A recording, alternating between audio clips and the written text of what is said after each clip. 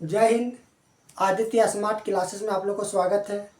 आज हम क्लास 9 का एक न्यू चैप्टर चतुर्भुज के बारे में पढ़ेंगे और चतुर्भुज के गुणों के भी बारे में पढ़ेंगे। चतुर्भुज कितना प्रकार का होता है उसके बारे में पढ़ेंगे और इसे रिलेटिव MCQ वगैरह में करेंगे। तो स्टार्ट करते हैं। चतुर्भुज, तो चतुर्भुज होता क्या है? तो सिंपल आप लोग शुरू से पढ़ते आ रहे हैं कि जिसका 4 भुजा होता है उसको चतुर्भुज कहते हैं, लेकिन 4 भुजा से घिरे हुए आकृति को चतुर्भुज कहते हैं। ये 4 भुजा हो गया ABCD। तो देखिए 1 भुजा, 2 भुजा, 3 भुजा, 4 भुजा। तो ये जो 4 भुजा है, 4 भुजा से घिरे हुए क्षेत्र को हम चतुर्भुज कहते हैं। चतुर्भुज का फिगर को जरूरी नहीं है कि सिर्फ इसी तरह से बनेगा। चतुर्भुज का फिगर ऐसे भी बन सकता है, चतुर्भुज का फिगर ऐसे भी बन सकता है। ये हो गया चतुर्भुज। तो चतुर्भुज मतलब 4 भुजा। अब चतुर्भुज के अगर रिगार्डिंग हम कुछ बेसिक चीज़ अगर जानते हैं तो देखिए, अगर भुजा की बात करें तो एक चतुर्भुज में 4 भुजा होता है। जैसे AB एक भुजा, BC दूसरा भुजा, CD तीसरा भुजा और AD चौथा भुजा। तो एक कितना 4 भुजा। अगर कोण का बात करें, कोण का बात करें तो इसमें 4 कोण होता है। कोण A, कोण B, कोण C, कोण D। तो इसमें भी 4 कोण। अगर शीर्ष की बात करें तो ये दोनों जाके मिल रहा है बिंदु A पर, तो ABCD शीर्ष की संख्या कितना हो जाएगा? 4। अगर बात करें विकर्ण की डायगोनल, तो अगर A और C को मिलाएंगे और इधर से B और D मिलाएंगे तो डायगोनल की संख्या 2 हो गया, यानी कि विकर्ण हो गया। विकर्ण की संख्या 2।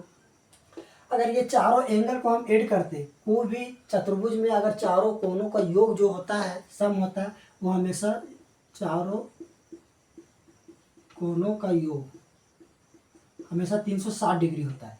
तो ये आप लोग का MCQ में याद रखिएगा फैक्ट्स है कि एक चतुर्भुज में 4 भुजा, 4 कोण, 4 शीर्ष और 2 विकर्ण, और चतुर्भुज के चारों कोणों का योग जो होता है वो हमेशा 360 डिग्री होता है। अब हम बात करते हैं चतुर्भुज के प्रकार के बारे में, जो आप लोग को पढ़ना है।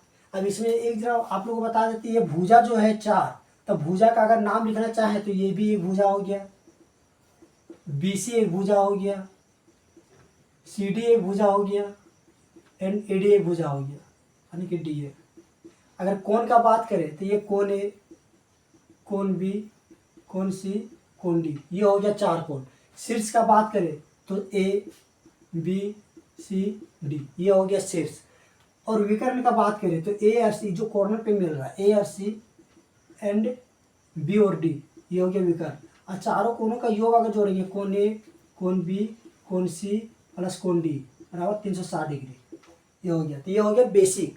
अब हम बात करते हैं चतुर्भुज के प्रकार के बारे में, ये चार के। तो अब देखिए चतुर्भुज के अगर प्रकार की बात करें तो टाइप ऑफ चतुर्भुज में इसमें जो हम लोग को पढ़ना है फिलहाल क्लास 8 में, जो सबसे ज़्यादा इम्पोर्टेंट है, जो आप लोग को बहुत ज़्यादा क्वेश्चन चतुर्भुज से मिलता है खासकर क्लास 9 में, तो वो है आपका समांतर चतुर्भुज। वो है समांतर चतुर्भुज। दूसरा नंबर में आपका आता है आयत, जिसको बोलते हैं रेक्टेंगल। तीसरा नंबर में आता है समचतुर्भुज, समचतुर्भुज जिसको बोलते हैं रोम्बस, इसको बोलते हैं रेक्टेंगल। और 4 नंबर में जो आता है वो हो गया आपका वर्ग, जिसको बोलते हैं स्क्वायर। और 5 नंबर में आता है समलंब, जिसको बोलते हैं ट्रेपीजियम, ट्रेपीजियम। और समानांतर चतुर्भुज को बोलते हैं पैरेललोग्राम, PA।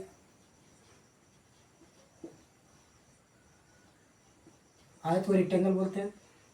अब सबसे पहले अगर हम बात करते हैं तो जो ज़्यादा इम्पोर्टेंट है समानांतर चतुर्भुज, ये आपके एग्जाम में ज़्यादा क्वेश्चन इससे बनता है, और खासतौर पर 9 क्लास में भी सबसे ज़्यादा इम्पोर्टेंट यही। तो सबसे पहले देखिए समानांतर चतुर्भुज के बारे में अगर बात करें तो समानांतर चतुर्भुज क्या होता है, तो इसके बारे में बात करें, इससे रिलेटेड कुछ गुणों के भी बारे में चर्चा करते हैं हम।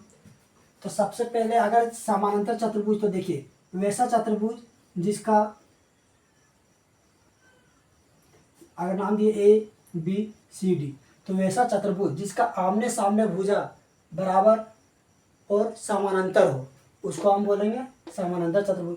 जैसे AB और ये DC, ये दोनों पैरेलल है, समानांतर है और इक्वल है। अगर ये 5 सेंटीमीटर होगा तो ये भी 5 सेंटीमीटर होगा। अगर ये 2 सेंटीमीटर होगा तो ये भी 2 सेंटीमीटर होगा। साथ में देखेंगे इसको कि आगे और पीछे अगर बढ़ाएंगे तो कहीं एक दूसरे को काटेगा नहीं, ये भी दोनों एक दूसरे को बढ़ाएंगे तो ये भी नहीं काटेगा। तो अगर हम डिफाइन करते हैं समानांतर चतुर्भुज का, तो वैसा चतुर्भुज जिसका आमने सामने भुजा बराबर और समानांतर, यानी कि इसमें आपको याद रखना है बराबर और समांतर, ये हो गया डिफाइन।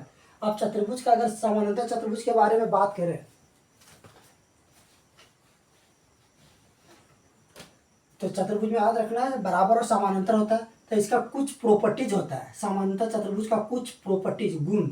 अब इसका गुण बहुत इंपॉर्टेंट है। तो सबसे पहले याद रखिएगा कि अगर ये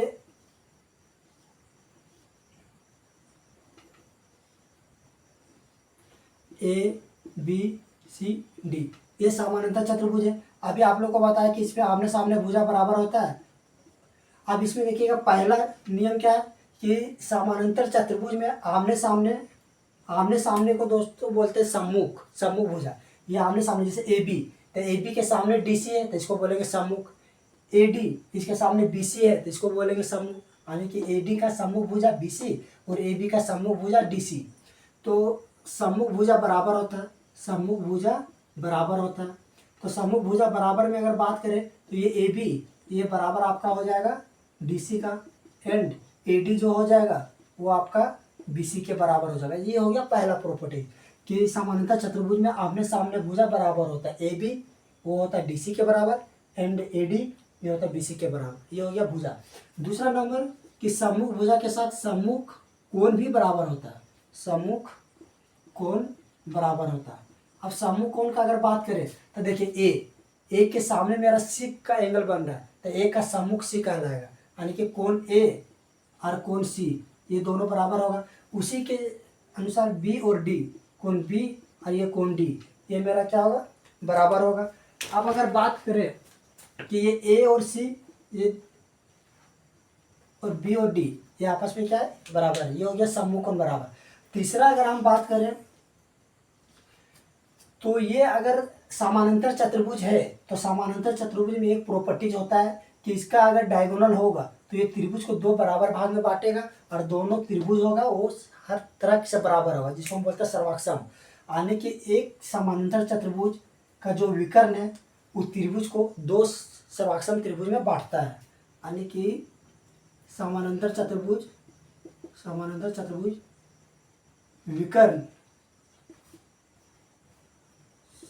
के विकर्ण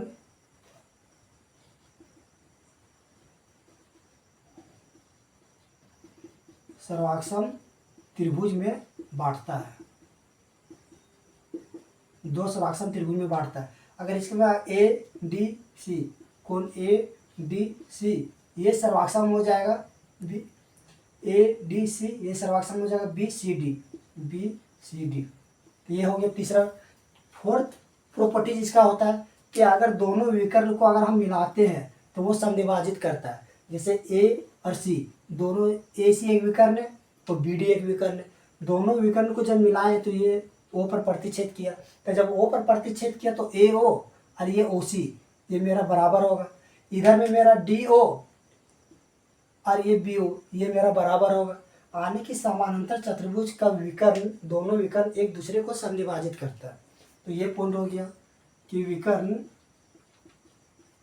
एक दूसरे को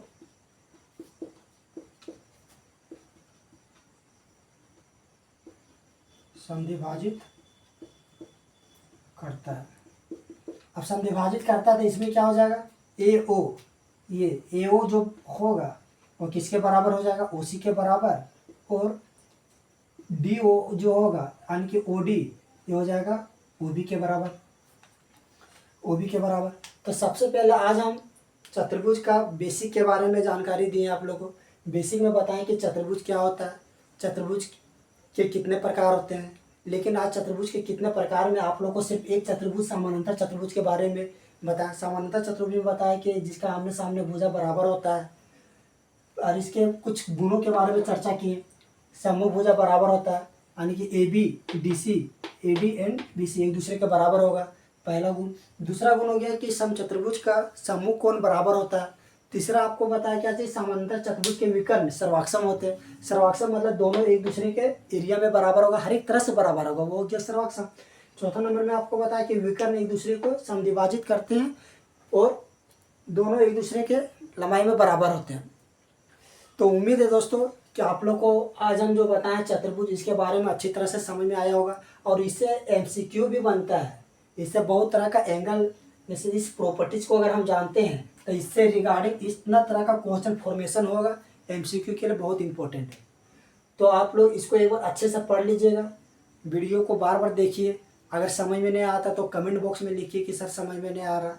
और बाकी अगर वीडियो को अच्छा लगे तो अपने दोस्तों के साथ भी शेयर कीजिए और कमेंट कीजिए, सब्सक्राइब कीजिए और अपने बच्चों अपने दोस्तों को भी बताइए, ताकि हम नए नए वीडियो डालेंगे तो सबसे पहले आप लोग को जाए।